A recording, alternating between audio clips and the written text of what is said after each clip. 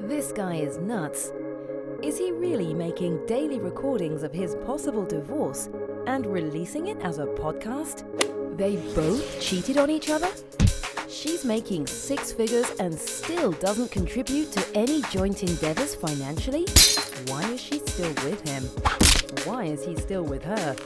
I can't wait for the next episode. This helps me be a better wife. So this is how men think. I hate my husband less now. I understand my wife more now. These are some of the listener comments to the Divorce Diaries podcast. All over the map, I know.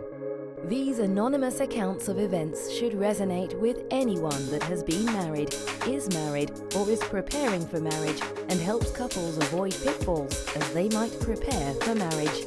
Entire seasons are released on Patreon weeks before anywhere else. At Divorce Diaries Podcast Patreon page. Link in description. Now for today's episode. Merry Christmas.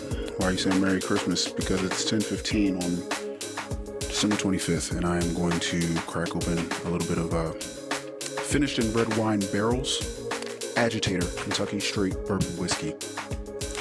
This is 43% proof. It's not the best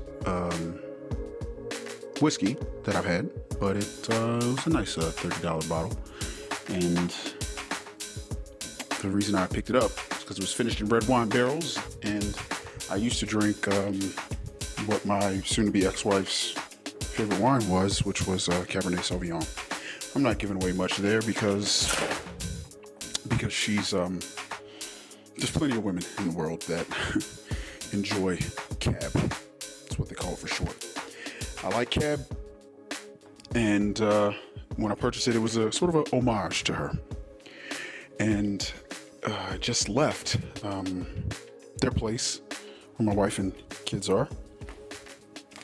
I'm still, on my own, and I'm trying my best to be a dad from afar, be a dad in divorce, be a dad.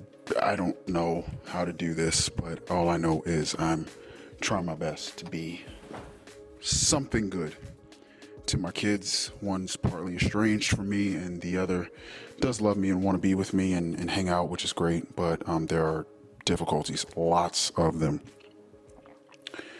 And it's tough sitting there because of the bad blood that will permanently exist for me toward my soon-to-be ex-wife. We are very, very far apart, and we always have been. And let me take a moment to tip my hat to us both. For us to be as different as we are, and for us to have lasted together as long as we had lasted together. Wow. There's a part of me that wants to say there must have been something there. I mean, it had to have been. You don't stay together for a couple of decades and have 3 kids and there's not something there. I know we had good times. I know we shared good times. But the fundamental differences between us were always there. And being older now, as she is as well, I see her.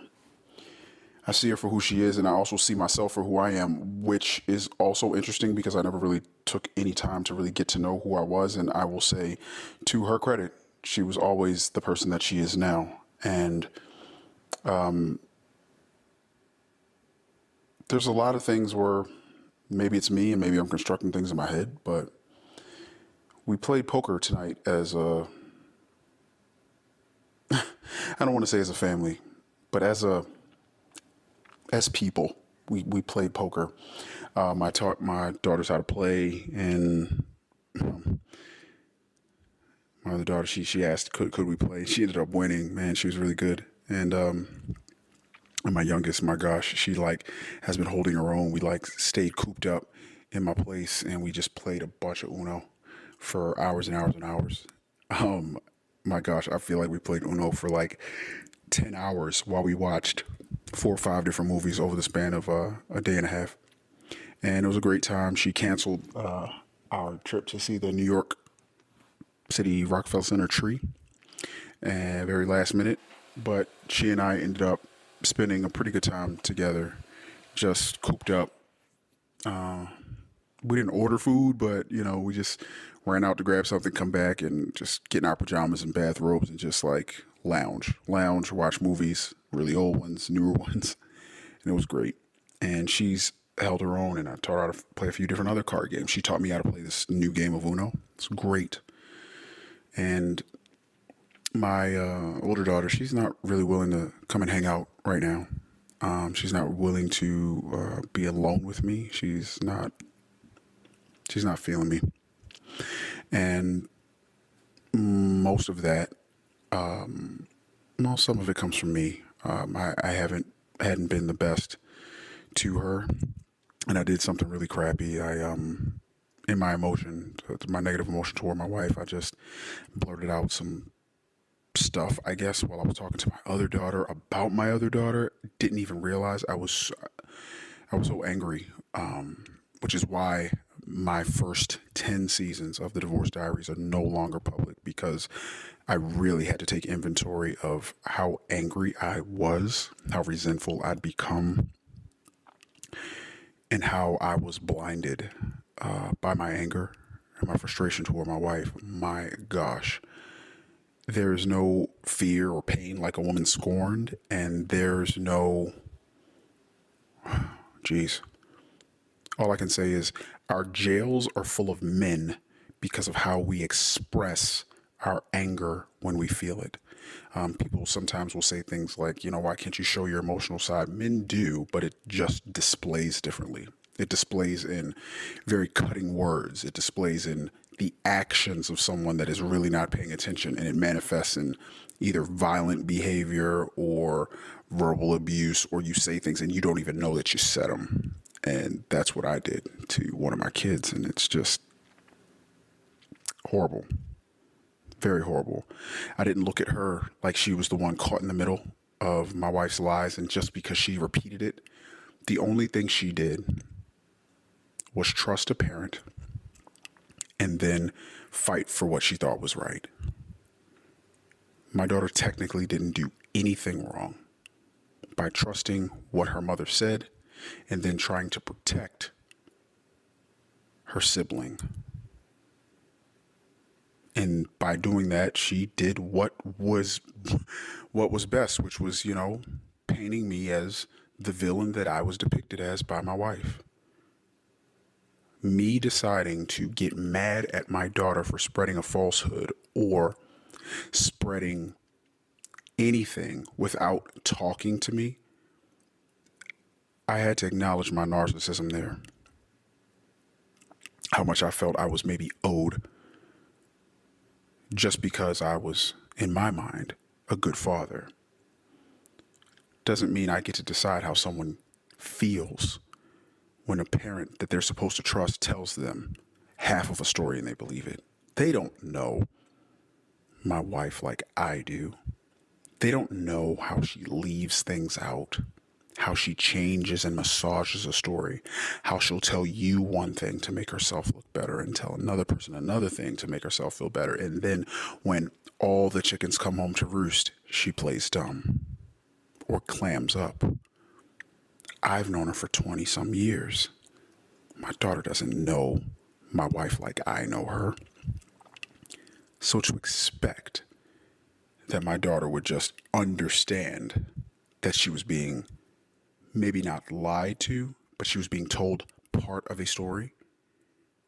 Why would I get so mad at my kid for believing their parent? That's in essence what I did. I know I'm a little all over the place with this diary entry, but there's a lot of feelings that are happening on this Christmas Day, 2021. As I sit here in my place all by myself, my youngest was saying, hey, you can stay. Why don't you stay here? So I used to live there. Why don't you stay here? Just sleep in my bed. I'm having a bad feeling about you leaving tonight. And I promised her, I'm like, I had no idea. I'm like, I'm going to make it home, babe. Don't worry.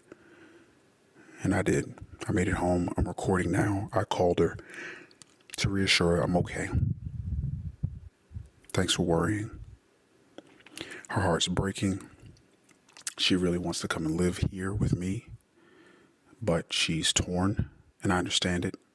And I'm not going to add any more pressure or stress to her plate.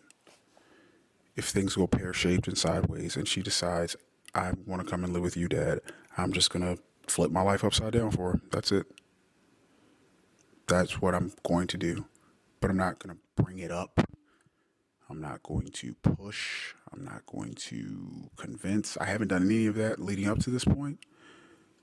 All I know is I'm just going to be here for my kids.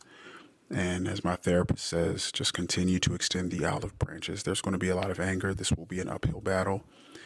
I'm going to probably for the rest of my life have to deal with the damage caused by my wife's lies of omission, and lack of forthcomingness. She has successfully painted a interesting, inaccurate picture of me, and I have done a very good job of living up to some of the falsehood she's painted about me.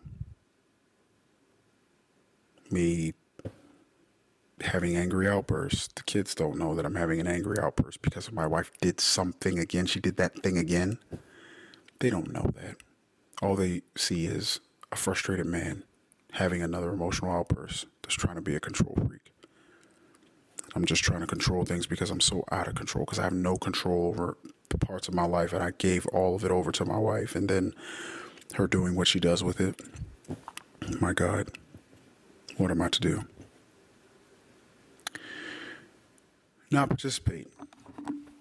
I'm supposed to be a man. I'm supposed to live my life in what I feel are righteous ways. I'm not supposed to yell at my wife.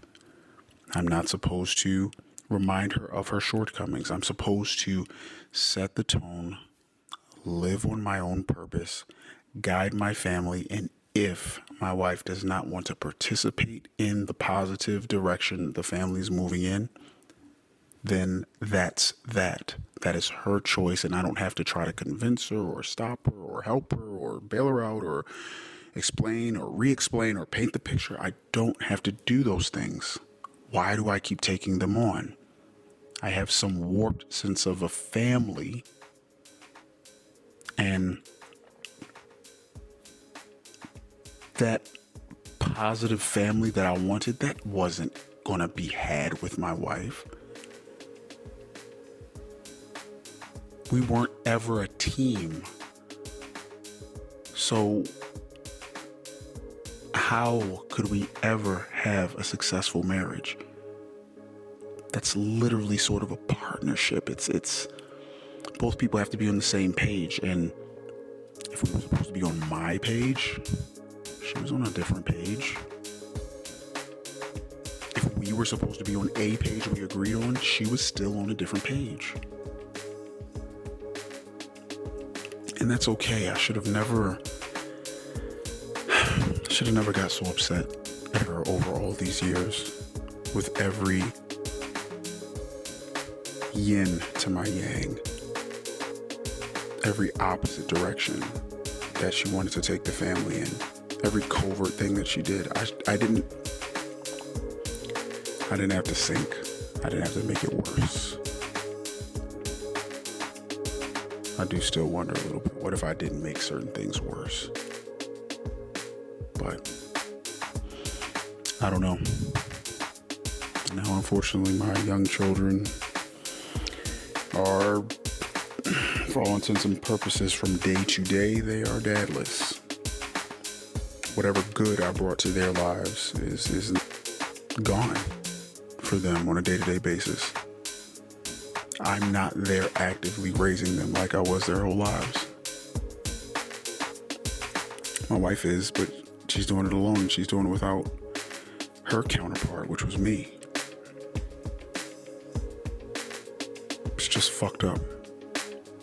Divorce sucks for everyone.